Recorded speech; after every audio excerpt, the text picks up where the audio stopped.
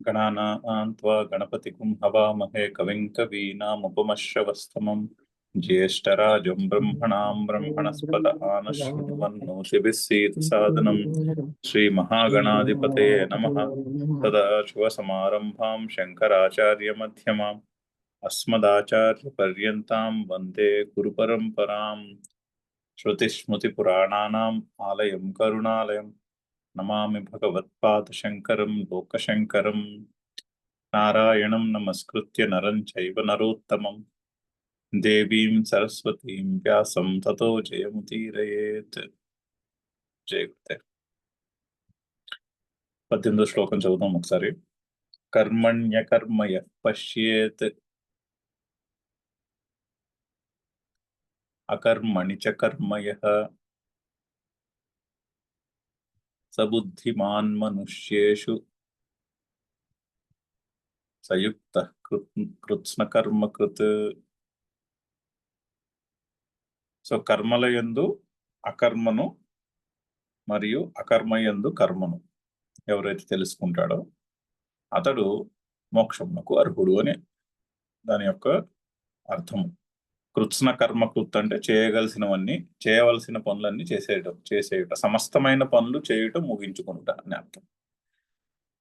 ఆ స్టేజ్కి ఎప్పుడు వస్తాము అంటే కర్మలో అకర్మని, అకర్మలో కర్మని తెలుసుకునే ఆ విజ్ఞానాన్ని తెలుసుకోగలిగిన రోజుని అతడు బుద్ధిమాన్ మనుష్యేషు, అతడు మనుష్యుల యందు బుద్ధి కలవాడు, పైగా అతడే యుక్తుడు, యోగి, అతడే మోక్షమునకు అర్హుడు అని అర్థం. అయితే కర్మయందు అకర్మ ఈ యొక్క డిస్కషన్ లో ఉన్నాము. శంకర్ల యొక్క భాష్యం చదువుతున్నాము. ప్రతి కర్మలోనూ కూడా కర్మ అంటే భగవద్గీత యొక్క భాషలో కర్తృత్వముతో సంబంధించినది. ఎక్కడ కర్తృత్వ భావము ఉంటుందో అక్కడే కర్మ, దానికే కర్మ అని అర్థం వస్తుంది ఇక్కడ. అప్పుడే కర్మఫలము యొక్క భోక్త అవ్వాలి. బేసికలీ కర్మ అంటే కర్మను అనుభవించుట అంటే కర్మఫలమునకు భోక్త అవ్వుట.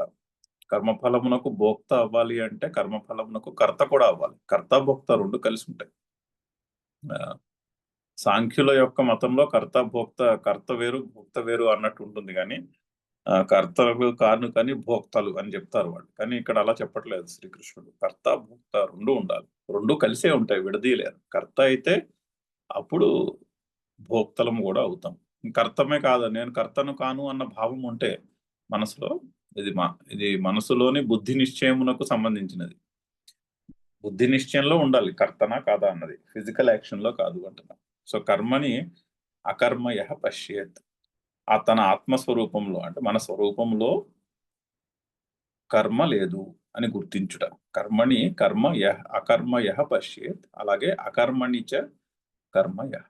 అయితే సాధారణంగా లౌకికులు ఫిజికల్ గా పనిచేస్తుంటే అది కర్మ అని అనుకుంటారు. అంటే ఏంటి, తన స్వరూపంలో లేనటువంటి కర్మను తన మీద ఆపాదించుకుంటాడు. మరి కర్మ ఎక్కడ ఉంది అంటే అది కూడా చెప్పారు, ఆల్రెడీ చదివినట్టున్నాం. శరీరము యొక్క లెవెల్లో కర్మ ఉంటుంది.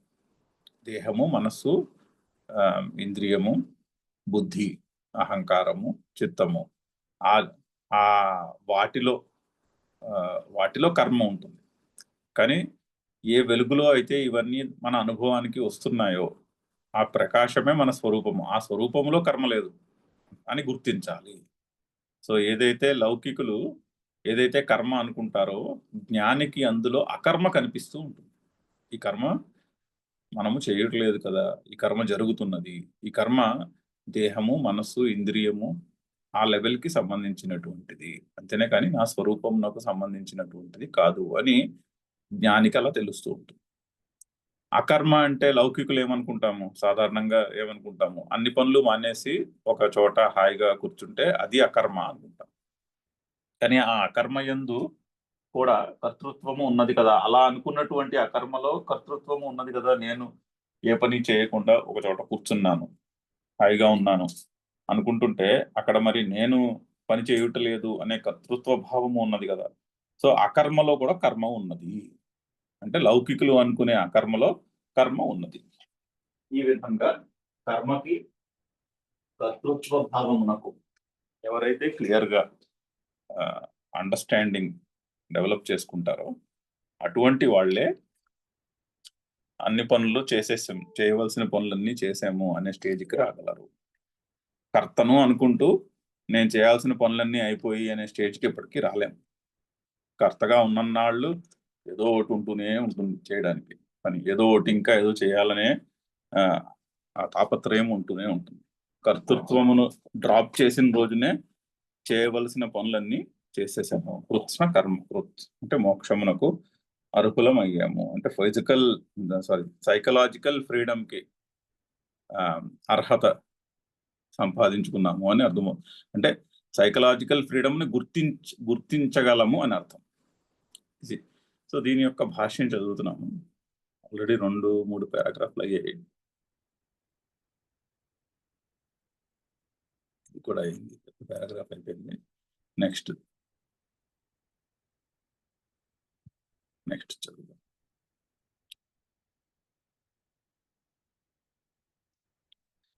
చదువుదాము. అత్ర చ కర్మ కర్మైవ సత్ కార్యకరణాశ్రయం. అయితే కర్మ లేదా అంటే కర్మ ఉన్నది. ఎక్కడున్నది కర్మ?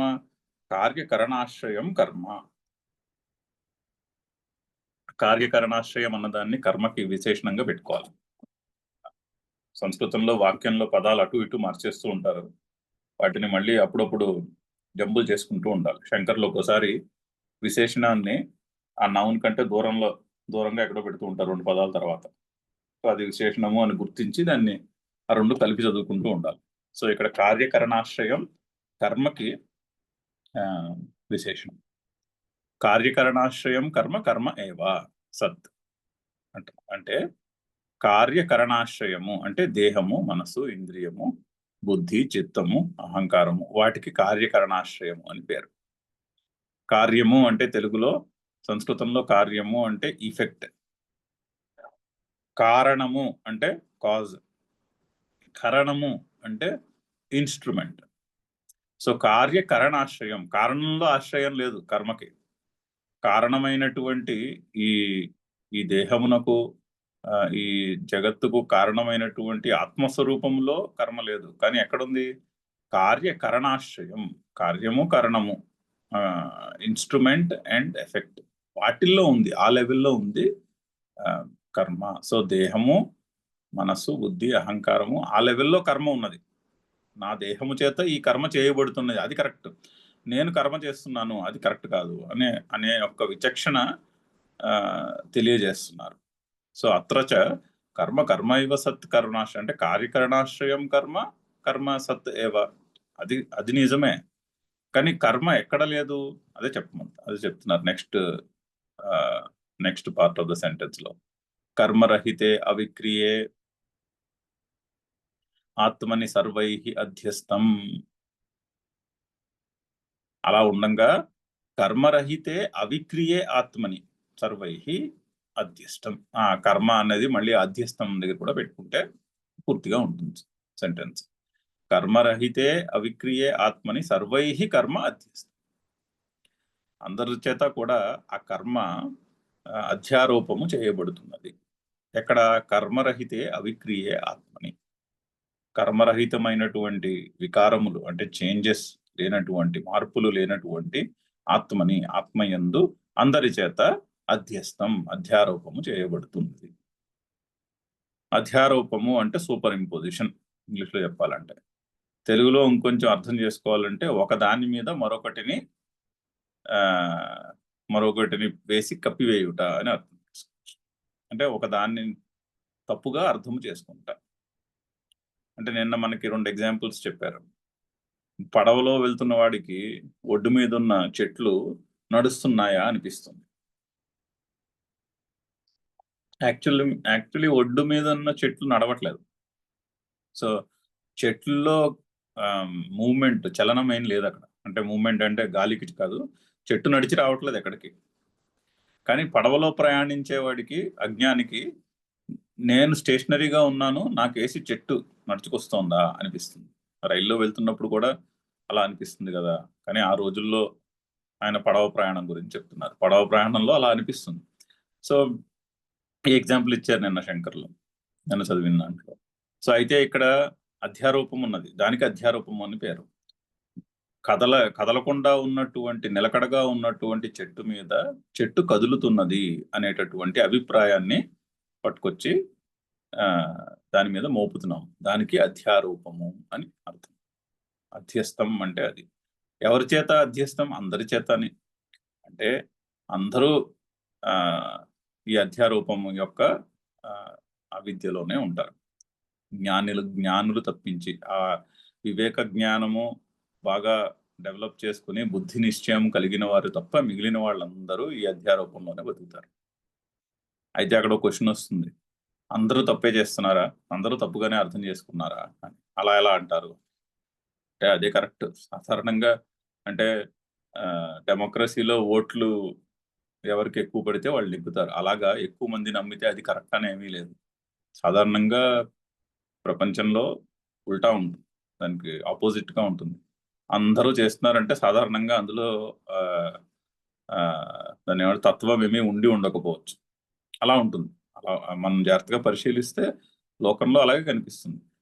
సర్వైహి అధ్యస్థం, ఆయన కన్ఫర్మ్ చేస్తున్నారు, అందరి చేత అందరూ తప్పు చేస్తున్నారంటే ఎస్, ఈ విషయంలో అయితే అందరూ తప్పే చేస్తారు. ఏ ఒక్కడో ఆ వివేకమును డెవలప్ చేసుకుని నేను కర్తను కాను అనే బుద్ధి నిశ్చయాన్ని డెవలప్ చేసుకుంటాను. తర్వాత కూడా రాబోతోంది, ఎక్కడో శ్రీకృష్ణుడు అంటాడు, ఎందరో లక్షల మంది జనాల్లో ఏ ఒక్కడికో ఇటువంటి దాని మీద ఆసక్తి కలుగుతుంది. అలా ఆసక్తి కలిగిన 1000 మందిలో ఏ ఒక్కడికో ఇది పూర్తిగా అర్థమై నన్ను చేరుకుంటాడని చెప్పబోతున్నాడు తర్వాత. మనుష్యాణం సహస్రేషు కశ్చిత్ గతి సిద్ధయే అని శ్లోకం రాబోతాం. సో అలాగా సర్వైహి అధ్యస్థం, అందరి చేత అధ్యారూపము చేయబడుతుంది. దానికే ఇంకొంచెం ఎక్స్ప్లెయిన్ చేస్తున్నారు. యతః పండితోపి అహం కరోమి ఇది మన్యతే. ఎందుకంటే ఎందువలనైతే, యతః అంటే ఎందువలనైతే, పండితః అపి పండితులు కూడా అహం కరోమి ఇది మన్యతే. చూడండి, అంత ఇప్పుడు శాస్త్రం చదువుకోని వాడు, ఏమి చదువుకోని వాడు నేను కర్తను అనే కర్తృత్వ భావంతో ఉన్నాడు అనుకోండి, అందులో అదే ఓకే, వాళ్ళకి తెలియదు అనుకుంటాం. ఇప్పుడు శాస్త్రం బాగా అధ్యయనం చేసి గీతా ఉపనిషత్తులు స్పెసిఫిక్ గా వంటి వేదాంత శాస్త్రం వంటి శాస్త్రములను అధ్యయనం చేసి వేదాంత శాస్త్రమును కొంచెము అర్థం చేసుకున్న వాళ్ళు కూడా నేను చేస్తున్నాను అనే భావంలో ఉంటారు. మరి అందుకనే సర్వైహి అధ్యస్థం అంటే పాండిత్యము అంటే ఇన్ఫర్మేషన్, బాగా జ్ఞానము కలిగి ఉండుట. జ్ఞానము విజ్ఞానము, ఇంకా అది విజ్ఞానంలోకి మారలేదు. సో ఓన్లీ జ్ఞాన రూపంలోనే ఉండిపోయింది. అలా జ్ఞానము ఉన్నవాళ్ళు చాలా మంది కూడా నేను చేస్తున్నాను అని అనుకుంటూ ఉంటారు. అందుకని సర్వైహి అధ్యస్థం అంటున్నారు. అతః ఆత్మ సమవేతతయా సర్వలోక ప్రసిద్ధే కర్మణి.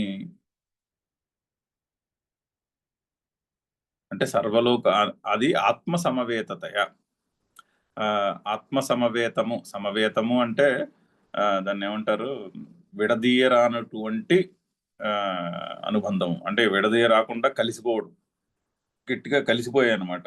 కలిసిపోయి ఇంకా మీరు దాన్ని విడదీయలేరు. ఆ విధంగా దానికి సమవేతము అంటారు. సమవాయ సంబంధము అని ఒక రకమైనటువంటి సంబంధం. సమవాయ సంబంధము అంటే ఇప్పుడు చూడండి, పృథివీకి ఇది ఉంటుంది, వాసన ఉంటుంది. దానికే సమవాయ సంబంధము అని పేరు. అటువంటి సంబంధం ఎందుకంటే ఆ స్మెల్ అంటే ఒక ఫ్రేగ్రెన్స్ ఉంటుంది మట్టికి. మట్టికి వాసన ఉన్నది. ఆ వాసనని మీరు మట్టిలోంచి విడదీయలేరు. దానికి సమవాయ సంబంధము అని పేరు. విడదీయలేనటువంటి సంబంధము. సో అతః ఆత్మ సమవేతతయ సర్వలోక ప్రసిద్ధే కర్మణి. ఈ ఆత్మను, ఈ అధ్యారూపం, విడదీయడానికి కష్టమైనటువంటి అధ్యారూపము చేత ఆత్మ సమవేతతయ సర్వలోక ప్రసిద్ధే కర్మణి. అంటే శ్లోక ప్రసిద్ధముగా కర్మ అంటే ఏంటి? నేను కర్తను, నేను చేస్తున్నాను అనే అభిప్రాయం ఉంటుంది. ఆ అభిప్రాయాన్ని తొలగించడానికి కష్టం. ఇప్పుడు మనం అదే డిస్కషన్ లో ఉన్నాం కదా, నేను కర్తను కాను అని ఈ శాస్త్రం ఎంత చెప్తున్నప్పటికీ కూడా అదేమిటి అలా అంటారు, నేను కర్తను కాదంటారు. మనలోనే ఈ ప్రశ్న వస్తూ ఉంటుంది, ఇదేమిటి ఇలా చెప్తున్నాడు, నేను కర్తను కాకపోవడం ఏంటి, నేను కర్తను కాకపోతే మరి ఎవరు కర్త, నేనే చేస్తున్నాను కదా ఇదంతా అని. ఇది ఎన్నిసార్లు చెప్పినా ఆ ఆ అధ్యారూపము తొలగించడం కొంచెం కష్టం. అంటే పరిశీలించి ఏదో చేస్తే పోదు, పరిశీలించి తెలుసుకుంటే పోతుంది. అది కష్టమని ముందు పారాగ్రాఫ్ లో కూడా చెప్పారు. అందుకే ఇన్ని మార్లు ఈ విషయాన్ని మళ్ళీ మళ్ళీ శ్రీకృష్ణుడు చెప్తున్నాడు. అక్కడ 2వ చాప్టర్ లో చెప్పారు, 3వ చాప్టర్ లో చెప్పారు, మళ్ళీ 4వ చాప్టర్ లో చెప్తున్నారు. ఈ విషయాన్ని మళ్ళీ మళ్ళీ ఎందుకు చెప్పాల్సి వస్తుంది అంటే, మనుషులు ఎంత చెప్పినా కూడా ఆ వివేకాన్ని సంపాదించుకునుట కొంచెం కష్టమైనటువంటి పని. అందుకని మళ్ళీ మళ్ళీ చెప్తున్నారు. సో ఆ విధంగా లోక ప్రసిద్ధమైనటువంటి అర్థంలో కర్మ అంటే ఏదైతే ఉందో, ఆ కర్మ లోక ప్రసిద్ధముగా ఏమిటి, లోకము అంటే జనులని, లోక ప్రసిద్ధము అంటే అందరు జనుల చేత సాధారణంగా. కర్మ అనగానేమి, కర్మ అంటే తన స్వరూపమునందు కర్మను అధ్యారూపము చేసినటువంటి స్టేట్. సో నేను చేస్తున్నాను అనే భావంతో చేసే పనులు. సో ఆ కర్మల యందు అకర్మను చూడాలి. సో అందుకనే కామ పెట్టారు. ఎక్స్ప్లెనేషన్ వస్తుంది అక్కడ కొంచెం, ఒక దృష్టాంతం. నదీకూలస్థేష్వివ వృక్షేషు గతిః ప్రాతిలోమ్యేన. సో నదీకూలస్థేషు ఇవ వృక్షేషు గతిః. సో నదిలో ప్రయాణం చేసేవాడు, నదిలో మూమెంట్ కదులుతున్నవాడు ఒడ్డులో ఉన్న చెట్టులో గతిని చూస్తాడు. ఆ గతిని అంటే లౌకికునికి, లోక ప్రసిద్ధంగా అంటే అజ్ఞాని పడవలో వెళ్తుంటే ఆ వివేక జ్ఞానము లేనివాడు పడవలో వెళ్తుంటే చెట్లను చూసి చెట్లు కదులుతున్నాయి, చెట్లు నాకేసి నడుచుకుంటూ వస్తున్నాయి అని అనుకుంటాడు, కదిలి వస్తున్నాయి అని అనుకుంటాడు. ఆ నదీకూలస్థేషు ఇవ వృక్షేషు గతిః ప్రాతిలోమ్యేన అకర్మ కర్మాభావం యథాభూతం గత్యభావమివ వృక్షేషు యః పశ్యేత్. సో అయితే జ్ఞానికి ఆ పడవలో వెళ్తున్నప్పుడు కనిపించే చెట్లలో యథాభూతం కర్మాభావం అకర్మ, యథాభూతం కర్మ అభావం అకర్మ. అకర్మ అంటే కర్మ లేకపోవుట. ఎవరికి కల్పిస్తుంది?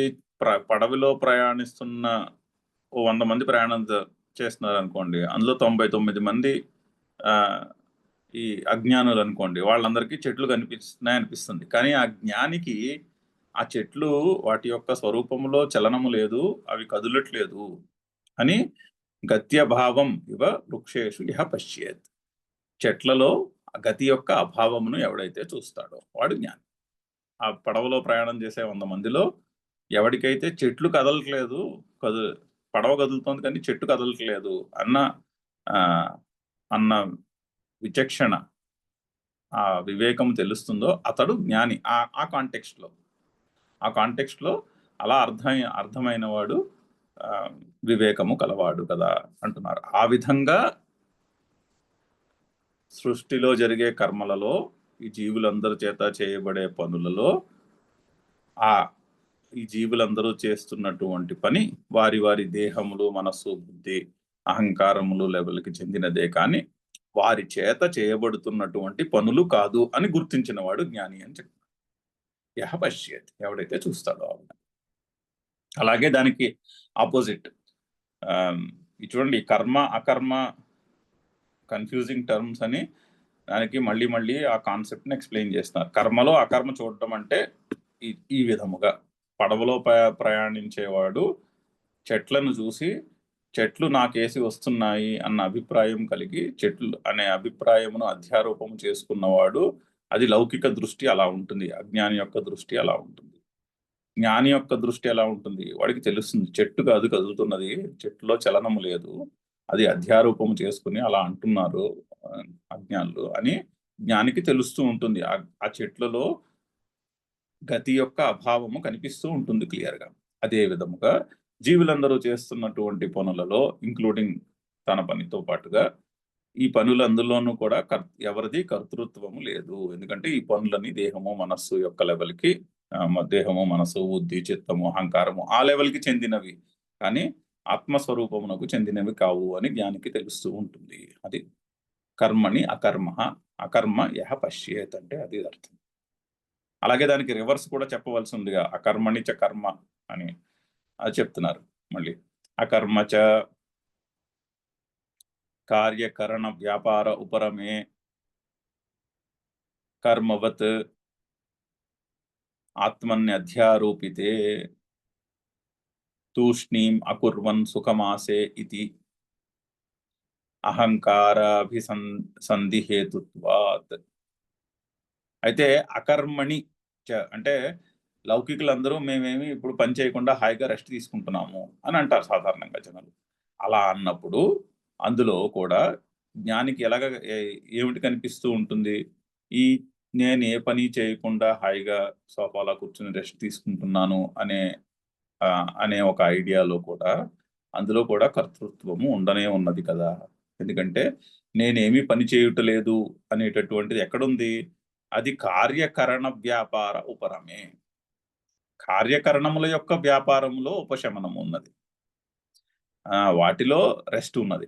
దేహమునకు రెస్ట్, దేహము మనసు బుద్ధి అహంకారము వాటికి రెస్ట్ ఉన్నది. కానీ ఆ రెస్ట్ని కర్మవత్ ఆత్మని అధ్యారోపితే. ఇందాక కర్మని అకర్మ దగ్గర కర్మను లేనటువంటి మూవ్మెంట్ని ఏ విధంగా, చెట్టులో లేనటువంటి మూవ్మెంట్ని చెట్టు మీద ఎలా అధ్యారూపం చేసుకున్నాడో పడవలో ప్రయాణం చేస్తున్నటువంటి అజ్ఞాని, అదే విధంగా అజ్ఞాని అనే అకర్మలో నేను ఫిజికల్గా ఏ పని చేయకుండా ఒక చోట కూర్చున్నాను అనే స్టేట్మెంట్లో కూడా ఆ కర్తృత్వ భావము ఉన్నది కదా. ఆ రెస్ట్ ఎక్కడుంది? దేహము మనస్సు బుద్ధి ఇంద్రియము ఆ లెవెల్లో ఉన్నది రెస్ట్. వాటి యొక్క రెస్టే కానీ ఆత్మకు రెస్ట్ లేదు, ఆత్మకి మూవ్మెంట్ లేదు. ఆత్మ పని చేయుటకు పని చేయకపోవుటకు రెండిటికి అతీతమైనటువంటిది. ఆ రెండు మనకి అనుభవానికి వచ్చే వెలుగు వంటి స్వరూపము ఆత్మ. సో ఆత్మ పనికి అతీతము కదా. సో కర్మవత్ ఆత్మని అధ్యారూపితే, ఇక్కడ కూడా అధ్యారూపం ఉన్నది, ఆ కర్మలో కూడా అధ్యారూపం ఉన్నది. అధ్యారూపము చేసుకుని తూష్ణీం అపూర్వం సుఖమాసే, ఏమీ చేయకుండా నేను హాయిగా కూర్చున్నాను అని అహంకారాభిసంధి హేతుత్వాత్, అహంకారముతో కూడుకున్నటువంటి హేతు అభిప్రాయము అది. అంటే కదా ఇందాక అహం కరోమి అంటున్నాడు, నేను చేస్తున్నాను, నేను చేయుటలేదు. రెండు కూడా అహంకారానికి అహం కరోమి అనే భావంలోనే వస్తున్నాయి. నేను ఫలానాది చేస్తున్నాను, నేను ఫలానాది చేయుటలేదు, రెండిట్లోనూ కూడా అధ్యారూపము ఉన్నది అని చెప్పి. అయితే ఇటువంటి అకర్మయందు తస్మిన్ అకర్మణి చ కర్మ యహ పశ్యేత్. ఒకవేళ ఎవరైనా నేను ఏ పని చేయకుండా హాయిగా ఉన్నాను అన్నప్పుడు కూడా అందులో కూడా కర్తృత్వము ఉన్నది కదా. కర్తృత్వము అంటే కర్మ ఫలం యొక్క భోక్త అగుట అన్నది అక్కడ కూడా ఉన్నది కదా అని ఎవడైతే తెలుసుకుంటాడో అని. యహ కర్మ ఏవం కర్మ విభాగజ్ఞః సహ బుద్ధిమాన్ పండిత మనుష్యేషు. సో అయితే అసలైన పండితుడి యొక్క డెఫినేషన్ ఇది.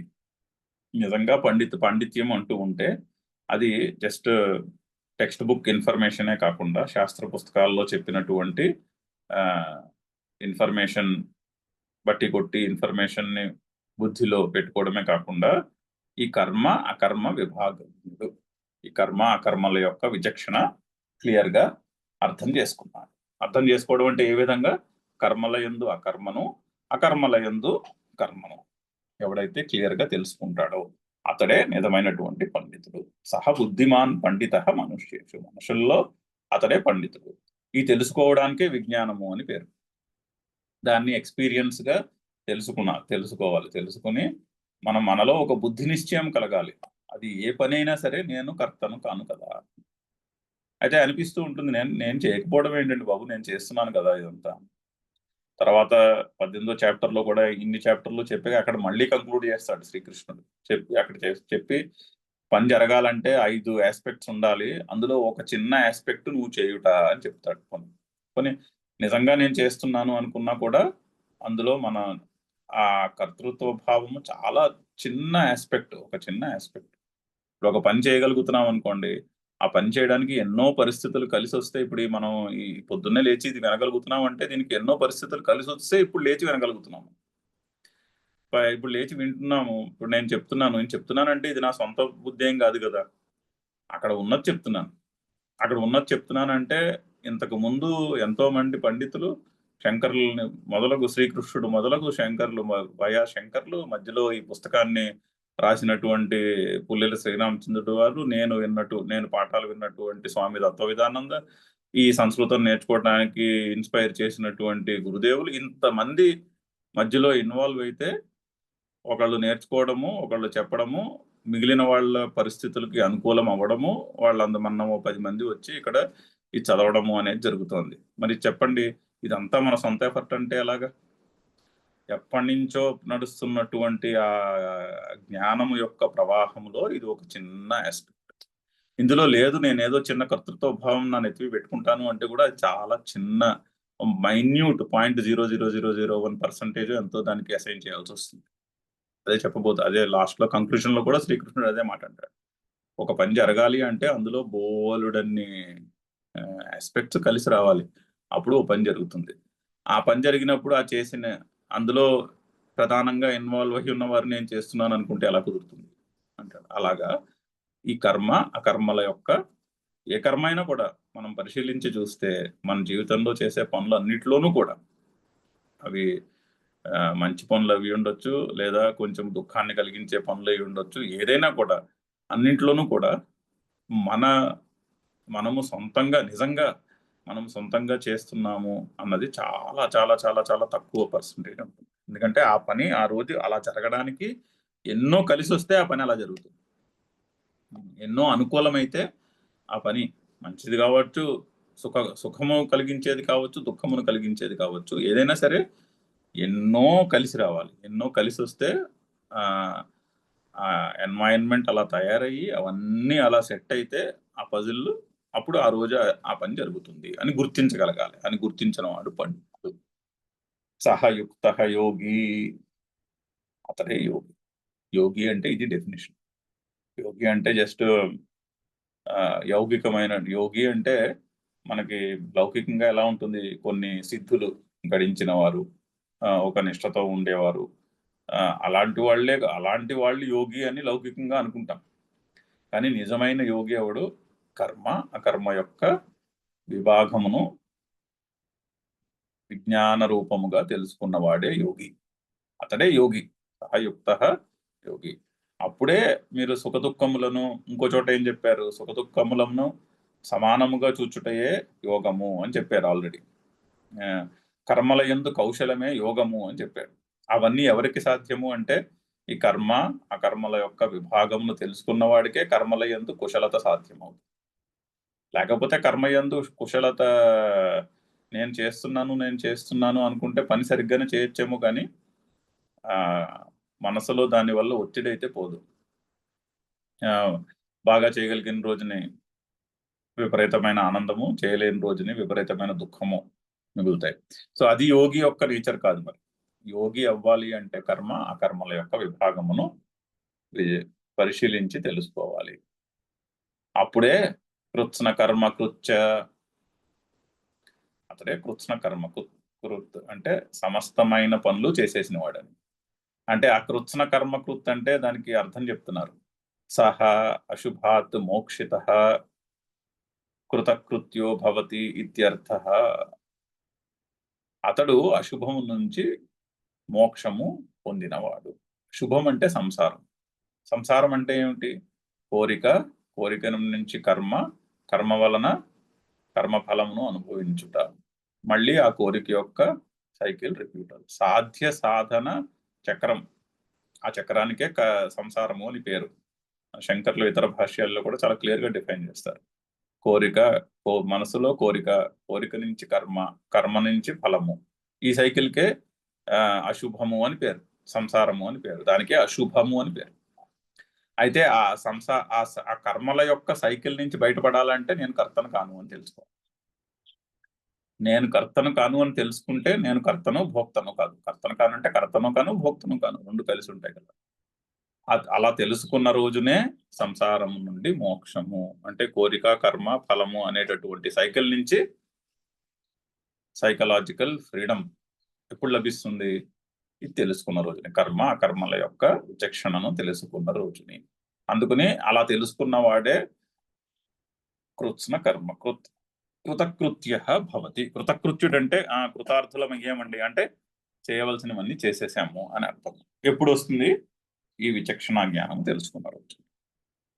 అక్కడతో కర్మణి అకర్మ యహ పశ్యేత్, అకర్మణి కర్మ యహ పశ్యేత్ అనేది ఎక్స్ప్లెయిన్ చేయడం అయింది. అయితే ఇది కర్మ మీద కర్మలు మనం సమాజంలో చూస్తూ ఉంటాం. కర్మల మీద రాగం ఉన్నవాళ్ళు బోల్డ్ మంది ఉంటారు. అంటే మీమాంసకులు అనుకుందాం, శంకర్ల కాలంలో మీమాంసకులు అంటే వేదము చెప్పినటువంటి కర్మల యందు ఒక రకమైనటువంటి అభిమానము కలిగిన వాళ్ళు, విపరీతమైన అభిమానం కలిగిన వాళ్ళు. వాళ్ళకి వేదంలో చెప్పినటువంటి కర్మలే ముఖ్యం. అంతే. మోక్షం అంటే ఏంటి? వేదంలో చెప్పిన కర్మలన్నీ చేయుటయే మోక్షము వాళ్ళకి. కర్మయే స్వర్గాన్ని సంపాదించుకోవడమే మోక్షము వాళ్ళకి. ఇక్కడ కానీ అలా చెప్పట్లే కదా శ్రీకృష్ణుడు. స్వర్గాన్ని సంపాదించుకోవడం మోక్షం అని చెప్పట్లేదు. స్వర్గాన్ని సంపాదించుకున్నా కూడా ఆ స్వర్గంలో టైం పీరియడ్ అయిపోయిన తర్వాత మళ్ళీ భూలోకానికి రావాల్సిందే. సో అయితే వాళ్ళ యొక్క వాదమును పరిశీలించవలసినటువంటి కాంటెక్స్ట్ ఇక్కడ ఉన్నది. ఎందుకంటే కర్మల యందు అభిమానం కలవాళ్ళు చాలా మంది ఉంటారు సమాజంలో. వాళ్ళకి మీరు చెప్పండి, మీరు కర్తలు కాదు, మీరు భోక్తలు కాదు కానీ వాళ్ళకి ఒళ్ళు మండిపోతుంది అలా చెప్తే. ఎందుకంటే నేనేమో ఇంత కష్టపడి ఇంత ఈ సామాన్లన్నీ తెచ్చుకుని ఇవన్నీ పోగేసుకుని నేను పెద్ద హోమమో ఏదో లేకపోతే ఒక ఉపాసనో చేస్తుంటే ఎందుకు చేస్తున్నాను? ఆ హోమము ఉపాసనో చేసి కర్మ చేసి దానివల్ల పుణ్యాన్ని సంపాదించుకుని నా కోరికలు తీర్చుకోవాలని చేస్తున్నాను. అలా చేస్తుంటే, ఎంత కష్టపడి చేస్తుంటే మనం వెళ్ళి నువ్వు కర్తవి కాదు, నువ్వు భోక్తవి కాదు అని చెప్పావు అనుకోండి, మరి ఆబ్వియస్లీ ఒళ్ళు మండుతాం. సో ఆ అభిప్రాయము సమాజంలో చాలా చాలా బలంగా ఉంటుంది. ఈ రోజు ఉంది, 3000 సంవత్సరాల క్రితం ఎప్పుడో 2000 సంవత్సరాల క్రితం ఎప్పుడో శంకర్లు ఈ భాష్యం రాసిన రోజున కూడా ఉంది. సో ఆ వాదమును కొంత మనకి తెలియజేసి దాన్ని ఖండించి దానికి ఒక ప్లేస్ ఏర్పరచవలసినటువంటి అవసరము ఉన్నది. సో ఇక్కడ శంకర్లు కొంత మీమాంసకుల వాదమును తీసుకుని దాన్ని మనకి ఎక్స్ప్లెయిన్ చేసి దాన్ని ఖండించబోతున్నారు. అయితే కొంత టెక్నికల్ వాళ్ళ డెఫినేషన్, కర్మకి అకర్మకి డెఫినేషన్ ఏంటో చెప్తున్నారు. అయితే కర్మలు బ్రాడ్గా 2-3 రకాలు. ఒకటి నిత్య కర్మ, 2 నిత్య నైమిత్తిక కర్మలు. ఒకటి ఒక బ్రాకెట్లో వేయచ్చు. మిగిలిన ఇంకో పెద్ద కేటగిరీ కామ్యకర్మ, కోరికలతో చేసే కర్మ. సరే, కోరికలతో చేసే కర్మలకి కామ్యకర్మలకి ఆ కర్మకి ఒక ఫలము ఉంటుంది. ఇప్పుడు జ్యోతిష్ఠోమేన స్వర్గకామో యజేత అనే వేదమంత్రము. సో స్వర్గకామ, స్వర్గాన్ని పొందాలి అనే కోరిక ఉన్నవాడు జ్యోతిష్ఠోమేన యజేత, జ్యోతిష్ఠోమయాగం చేయాలి. అది విధివాక్యం. సో మీకు స్వర్గం మీద కామం ఉన్నదా? ఓకే, అయితే జ్యోతిష్ఠోమయాగం చేస్తే స్వర్గము లభిస్తుంది అనేటటువంటి స్టేట్మెంట్ ఉన్నది. దానికి కామ్యకర్మ అని పేరు. అటువంటి వాటికి కోరిక క్లియర్, అక్కడ సెంటెన్స్ లోనే తెలుస్తుంది కదా ఎవరికి రిలవెంట్. జ్యోతిష్ఠోమయాగము, నేను స్వర్గాన్ని పొందాలి అనే కోరిక ఉన్నవాడికి జ్యోతిష్ఠోమయాగంతో పని ఉంటుంది, చాలా క్లియర్ గా ఉంది. అయితే నిత్యకర్మలు ఉంటాయి. నిత్యకర్మలు అంటే సంధ్యావందనము, అటువంటి కర్మలు. నైమిత్తిక కర్మలు అంటే పితృకార్యములు, అటువంటి కర్మలు. అయితే ఈ కర్మలకి ఫలం చెప్పలేదు. సంధ్యావందనము చెప్పినటువంటి మంత్రాల్లో సంధ్యావందనము చేయుట వలన ఫలం చెప్పలేదు. దానికి ఫలము లేదు వేదంలో కూడా. సో ఫలము లేదు దానికి. ఓన్లీ ఒకటే ఇండైరెక్ట్ ఫలం ఏంటంటే అంతఃకరణ శుద్ధి అని చెప్తారు. నిత్యకర్మలు చేసుకుంటే అంతఃకరణ శుద్ధి కలిగి క్లారిటీ ఆఫ్ థింకింగ్ వస్తుంది అని చెప్తారు. సో అయితే కానీ వాటికి డైరెక్ట్ ఫలము, ఇప్పుడు స్వర్గం వస్తుంది లేకపోతే డబ్బులు సంపాదించుకుంటారు, అటువంటి ఫలం ఏం చెప్పలేదు సంధ్యావందనానికి, ఫర్ ఎగ్జాంపుల్ నిత్యకర్మలకి. కాకపోతే ఇది మీమాంసకులు కూడా ఒప్పుకుంటారు. నిత్య ఫలములకు వాళ్ళు నిత్య కర్మలకు ఫలములు చెప్పలేదు, వాళ్ళు ఒప్పుకుంటారు. కానీ వాళ్ళు ఏమంటారంటే నిత్యకర్మ చేయకపోతే ప్రత్యవాయం ఉంటుంది అని చెప్తారు. అంటే నిత్యకర్మ చేయకపోతే పాపం వస్తుంది. నిత్యకర్మ చేయాలి అని చెప్తోంది వేదము, నిత్యకర్మ చేయకపోతే పాపం వస్తుంది. ఇది కర్మల యందు అభిమానము కలిగినటువంటి వారి వ్యూ పాయింట్. వేదమంత్రములకు అర్థాలు చెప్పినటువంటి మీమాంసకులు చాలా గొప్ప థింకర్స్ వాళ్ళు. అంటే వేదమంత్రాలను ఎలా అర్థం చేసుకోవాలో ఒక ఫ్రేమ్వర్క్ తయారు చేసి పెట్టారు. మీమాంసకులే లేకపోతే మనకి వేదమంత్రాలు అర్థం కావు ఈరోజు. చాలా మంచి థింకర్స్, చాలా లాజికల్ థింకర్స్, విపరీతమైన లాజికల్ థింకింగ్ అది వాళ్ళు. కానీ వాళ్ళ దాంట్లో వాళ్ళ అభిప్రాయంలో ఇది నిత్యకర్మకి ఫలం ఉండదు, కానీ నిత్యకర్మ చేయకపోతే ప్రత్యవాయం ఉంటుంది. శంకర్లు దాన్ని ఒప్పరు. నిత్యకర్మ చేయక ఫలం లేని దానికి ప్రత్యవాయం ఏంటంట, చేస్తే అంతఃకరణ శుద్ధి, చేయలేదనుకోండి అంతఃకరణ శుద్ధి కలగదు, అంతే. నిత్యకర్మ సంధ్యావందన గాయత్రి మంత్ర జపము చేసామనుకోండి చక్కగా over a long period of time చేస్తే అంతఃకరణ శుద్ధి కలుగుతుంది. చేయలేదా ఎక్కడున్న వాళ్ళు అక్కడే ఉంటారు. సో అందులో ప్రత్యవాయాన్ని శంకర్లు ఒప్పరు. కానీ మీమాంసకులు ప్రత్యవాయం ఉందంటారు. సో వాళ్ళు ఇక్కడ కర్మకి అకర్మకి ఆ విధంగా పెట్టారు ఈ శ్లోకానికి డెఫినేషన్. కర్మలో అకర్మను చూడటము అంటే కర్మల యందు అంటే బోల్డ్ అన్ని కర్మల్లో కొన్ని నిత్య కర్మలు ఉంటాయి, నిత్య కర్మలకు ఫలములు ఉండవు, ఫలములు లేని కర్మలకు అకర్మ అని పేరు పెట్టారు వాళ్ళు.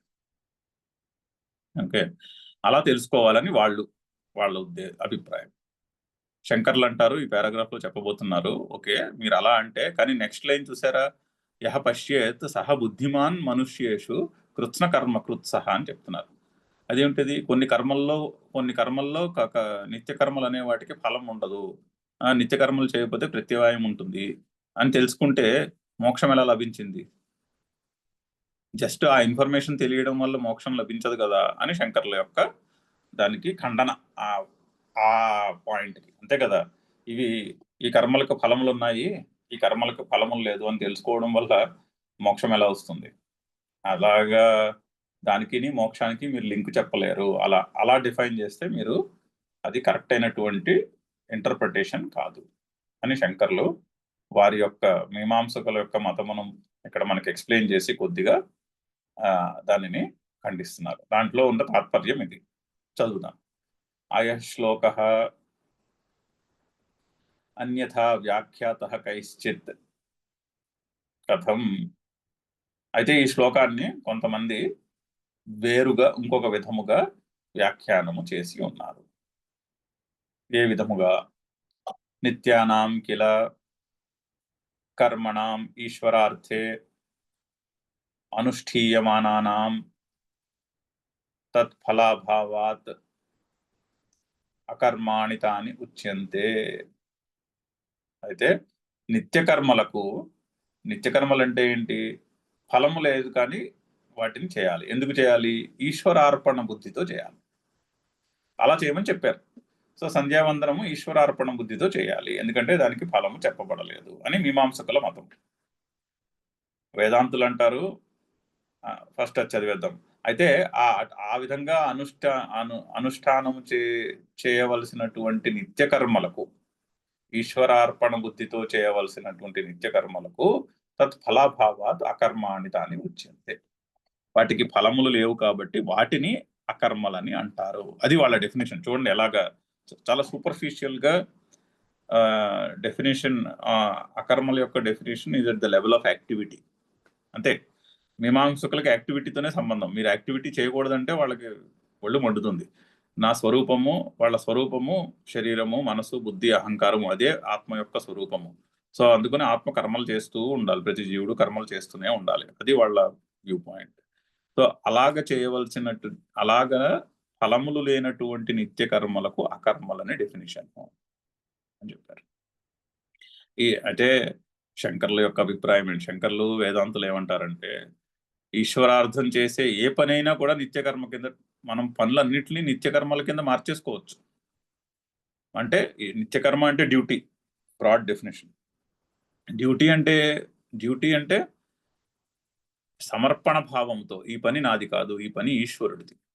ఈశ్వరుని యొక్క పని, అది ఇంట్లో ఇల్లు చక్కబెట్టడం అవ్వచ్చు, బయటికి వెళ్ళి ఉద్యోగం చేయడం అవ్వచ్చు, ఏదైనా అవ్వచ్చు, పిల్లలకి చదువు చెప్పడం అవ్వచ్చు, ఏదైనా అవ్వచ్చు, ఏ పనైనా సరే ఈ పని నా పని కాదు, ఈ పని ఈశ్వరునికి చెందినటువంటి పని, లేదా ఈ పని గురువు గారికి గురుదేవులకు చెందినటువంటి పని, ఏదో ఈశ్వరుని యొక్క ఈశ్వరునికి చెందిన పనియే. అక్కడ గురుదేవులకు చెందిన పని అన్నా కూడా ఈశ్వరుని యొక్క చెందిన పనే కదా.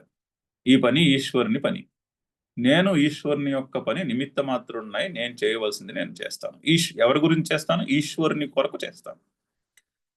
అలా అర్థం చేసుకోమంటారు వేదాంతం. అలా అర్థం చేసుకుంటే జీవితంలో మనం చేసే పనులన్నిటినీ కూడా నిత్య కర్మల కింద మార్చేసుకోవచ్చు. అంటే ఏంటి? ఫలములతో సంబంధం లేనటువంటి కర్మల కింద మార్చేసుకోవచ్చు.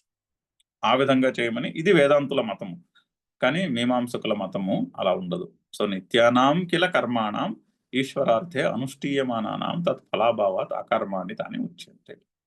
ఫలములు లేవు కాబట్టి వాటిని అకర్మలు అని అన్నారు.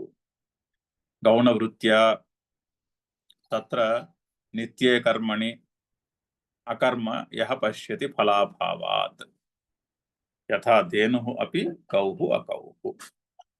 సో ఆ విధంగా నిత్య కర్మలను ఫలములు లేనటువంటి కర్మలుగా తెలుసుకున్నవాడు అని అర్థం. దానికి దృష్టాంతం చూడండి. ధేనుః అపి గౌః అగౌః. అంటే ఒక ఆవు పాలు ఇవ్వట్లేదు అనుకోండి, అది ఆవే కానీ ఆవు కాదంటాం, ఎందుకంటే అది పాలు ఇవ్వడం మానేసింది. సో గౌః అగౌః అవుతుంది. ఆ విధంగా మీమాంసకులు కర్మల యందు అకర్మని డిఫైన్ చేశారు. పనులలో నిత్య కర్మలు ఉన్నాయి, వాటికి ఫలములు లేవు, అకర్మలు అంటే అవి. సరే, ఇక్కడతో ఆపి 6 అయిపోయింది. ఇక్కడతో ఆపి మళ్ళీ దీన్ని గురువారం నాడు కంటిన్యూ చేద్దాం. ఓం పూర్ణమద పూర్ణమిదం పూర్ణాత్ పూర్ణముదచ్యతే పూర్ణస్య పూర్ణమాదాయ పూర్ణమేవావశిష్యతే. ఓం శాంతి శాంతి శాంతి. హరి ఓం.